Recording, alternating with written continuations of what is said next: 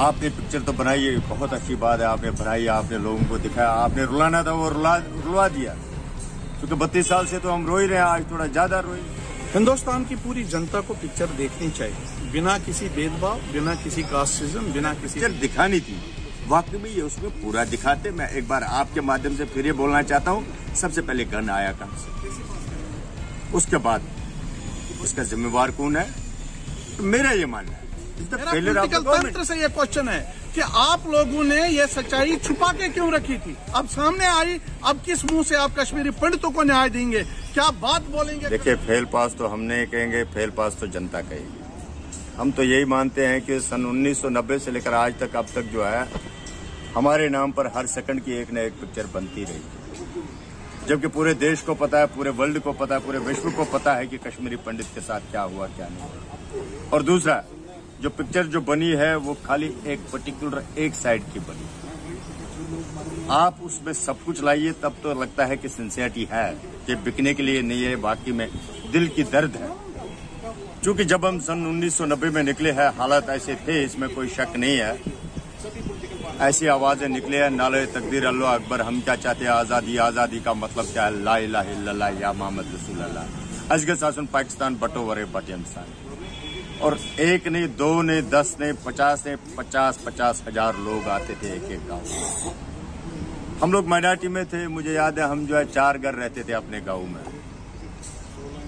तो हम अपने पड़ोसियों के पास गए, हमने कहा भाई ऐसी ऐसी बात है। उनका साफ कहना था, भाई हमें अपना नहीं पता है, तुम्हें क्या कर सकते हैं। ये उस समय हुई है स्टेट। इवन जबकि हम डिस्ट्रिक्ट कुपवारा में उस समय डीसी साहब से हमें अप्रोच किए कि उन्होंने कहा कि हम कुछ नहीं कर सकते हैं, आप जाओ। ठीक, उसके बाद 90 से लेकर आज तक जो हुआ, आपने पिक्चर तो बनाई है, बहुत अच्छी बात है, आपने बनाई, आपने लोगों को दिखाया, आपने रुलाना था वो रुला दिया, क्योंकि 32 साल से तो हम रो ही रहे हैं, आज थोड़ा ज्यादा रोए। जब कश्मीर से कश्मीरी पंडित विस्थापित हुए, तब मुस्लिम भी, तब सरदार भी, आपने क्यों उनको पर्दे के पीछे? और जब गन आया, वो आपने क्यों नहीं दिखाया, वो कहां से आया? और जब कश्मीरी पंडित यहां पर आया, तो उसके बाद जितना गदर हम पे हुआ है, जो खासकर गवर्नमेंट की तरफ से हुआ है, रिलीफ ऑर्गेनाइजेशन की तरफ हुआ है, वो क्यों नहीं दिखाया आप? आज आप देख सकते हैं, मैं आप भाइयों से मैं रिक्वेस्ट कर रहा हूं कि आप कभी, जब आपके पास मौका होगा, आप पुरकू कैंप जाइए, आप वहां पर देखिए, इसी प्रेस क्लब में 45 बच्चे 2 साल बैठे हैं अपने जस्टिस मांगने के लिए, भूखे नंगे पैर वो बेचारे यहां बैठे थे उस कोविड काल में। आप उनको जस्टिस नहीं दे पाए, और आपने पिक्चर लाई है, आपने रुलाने के लिए लाई है। लेकिन मुझे बताए, इससे क्या समाधान है? क्या कश्मीरी पंडित इससे वापस जाएगा? क्या जम्मू कश्मीर का मसला ठीक हो जाएगा? क्या जम्मू कश्मीर में मिलिटेंसी ठीक हो जाएगी? मुझे नहीं लगता। मुझे ये लगता है कि खासकर being as a civil society member एक हूं मैं, कि जिस हिसाब से हम लोग काम कर रहे थे कश्मीर में, कि देखिए गलती तो हर एक से होती है, ऐसा नहीं कि गलती नहीं, और उसका सजा भी मिला। लाखों लोग मर गए वहां पे, लाखों लोग, हम कश्मीरी पंडित भी मर गए। उसके बदले हुआ क्या? ये जिस हिसाब से पिक्चर बनाने वाले लोग हैं, वैसे लोग कश्मीर में थे जो कहते थे नाले तकदीर अल्लाह अकबर, हम क्या चाहते हैं आजादी। जो आम इंसान को, एक इमोशन लोगों को, जैसे जिस हिसाब से आज रो रहे हैं हर एक आदमी जब पिक्चर देखता है, तो वैसे उनको उस समय जो है एक ब्रीफ किया गया था, एक जो है ना ब्रेन में डाला गया था, भाई हमें अब जो है कल आजादी मिलेगी, आप ऐसा करो। और जिससे अल्टीमेटली जो है ना उन्हें कुछ मिला ना कुछ, अल्टीमेटली इतनी मौतें हुई। अगर पिक्चर दिखानी थी, वाकई में ये उसमें पूरा दिखाते। मैं एक बार आपके माध्यम से फिर ये बोलना चाहता हूँ, सबसे पहले गन आया कहां से, उसके बाद उसका जिम्मेवार कौन है, तो मेरा ये मानना है, it's the failure of the government. आप वो गवर्नमेंट को लाइए ना सामने, जिस गवर्नमेंट में ये हुआ है। देखिए, उस समय भी वीपी सिंह साहब प्रधानमंत्री थे, उसके साथ में वाजपेयी जी थे, इधर से नेशनल कॉन्फ्रेंस थी, ऊपर से जगमोहन साहब आ गए थे। और ये ड्रामा जो चला है, जो हुआ है, जो एब्सुर्ड हुआ है, जो बुरी हरकतें हुई है, जो मैं आज भी जो भूल नहीं पाता हूं, क्योंकि ये वो जख्म है जो मुझे लगता है कि मैं 7 पीढ़ियों तक सबको ये बताऊंगा भाई मेरे साथ क्या हुआ। लेकिन मैं इसमें मानता हूं this the failure of the government of India, क्योंकि अगर ये जमीन मेरा है, अगर जम्मू कश्मीर मेरा है, तो दूसरा आदमी कैसे आएगा इसके ऊपर अटैक करने के लिए। मैं इस चीज में उस चीज को जिम्मेदार मान रहा हूँ। बाकी पिक्चरें तो आती रही जाती रही, 10 दिन रहेगी, उसके बाद क्या मुझे इससे कुछ फायदा होना है कि मैं आपके देखिए, ये बात हकीकत है कि हम लोग माइनॉरिटी में थे, हमें उससे जो है ये एक तो डर भी होता है, दूसरा हम कुछ कर भी नहीं पाते थे, लेकिन मरे तो बहुत है। गलत तो काफी हुआ है। गलत खाली हिंदू के साथ ही नहीं हुआ है, मुसलमान के साथ, सरदार के साथ, जो कि नहीं होना चाहिए था। लेकिन मैं इस चीज का बार बार ये चीज कहता हूं, this is the failure of the politician of the India, this is the failure of the government of India. इसमें और आप किसी को जिम्मेदार मत ठहरिए। आप देखिए पुलवामा कांड हुआ, पाकिस्तान कायर ने ये किया। अरे भाई तुम्हारी एजेंसी कर क्या रही है, गवर्नमेंट कर क्या रही है, मुझे बताए ना।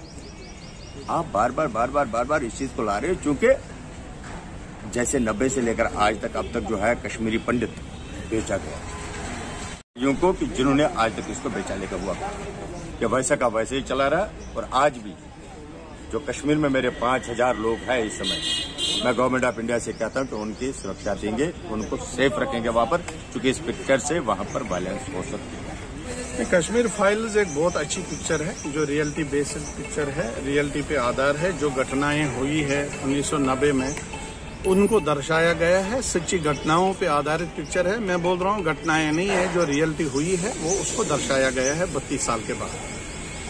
हिंदुस्तान की पूरी जनता को पिक्चर देखनी चाहिए, बिना किसी भेदभाव, बिना किसी कास्टिज्म, बिना किसी रिलीजन के, क्योंकि ये पिक्चर रियलिटी बेस्ड पिक्चर है और जो घटनाएं वहां हुई माइनॉरिटी पे वो उसमें दर्शाया गया है। मेरा प्रश्न ये है पूरे हिंदुस्तान के लोगों से, पूरे पॉलिटिकल तंत्र से, कि ये पिक्चर देखते सभी है, रोते सभी है, आंसू फूट फूट के लोग रो रहे हैं।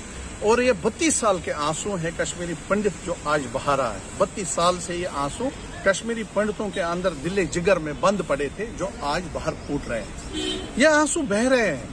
इन आंसुओं को अब क्या हिंदुस्तान सिर्फ बहते देखेगा कि बिकते देखेगा?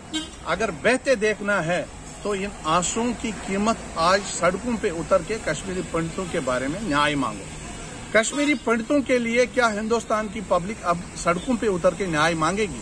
क्या उनके लिए रिहेबिलिटेशन मांगेगी? क्या उनके लिए वापसी का प्रावधान मांगेगी हिंदुस्तान गवर्नमेंट से? वो देखना है।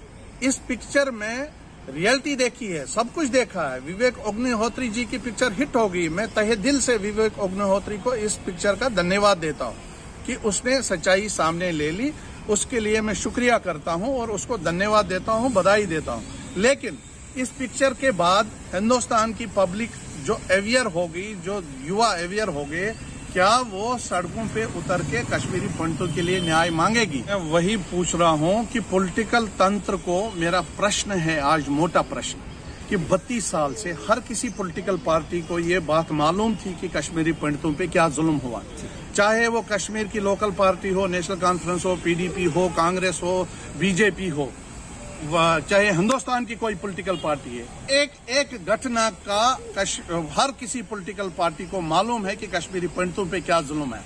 मेरा इन पॉलिटिकल पार्टियों से अब क्वेश्चन है कि अब सच्चाई पूरे देश के सामने आई। अब ये पॉलिटिकल पार्टियां अपने किस मुंह से सामने जाएंगे पब्लिक को कि भाई हमने ये सच्चाई क्यों छुपा के रखी थी? मेरा पॉलिटिकल तंत्र से ये क्वेश्चन है कि आप लोगों ने ये सच्चाई छुपा के क्यों रखी थी? अब सामने आई, अब किस मुंह से आप कश्मीरी पंडितों को न्याय देंगे? क्या बात बोलेंगे हिंदुस्तान की पॉलिटिकल पार्टीज? अब चाहे बीजेपी हो, कांग्रेस हो, चाहे नेशनल हो, कोई भी हो, आप किस मुंह से हिंदुस्तान की जनता को जवाब देंगे और कश्मीरी पंडितों को जवाब देंगे? मेरा एक ही क्वेश्चन है कि कश्मीरी पंडितों के 32 साल के आंसू बह रहे हैं, ठीक है, लेकिन ये आंसू सिर्फ बहने के लिए है कि बिकने के लिए है? ये आंसू बिकने नहीं चाहिए। अगर बहे हैं तो हिंदुस्तान की जनता सड़कों पे बहे और कश्मीरी पंडितों के लिए न्याय मांगे। लेकिन मुझे कोई उम्मीद नहीं है। ये क्वेश्चन मैं 1 महीने के बाद पूरे हिंदुस्तान से पूछूंगा। शुक्रिया सर।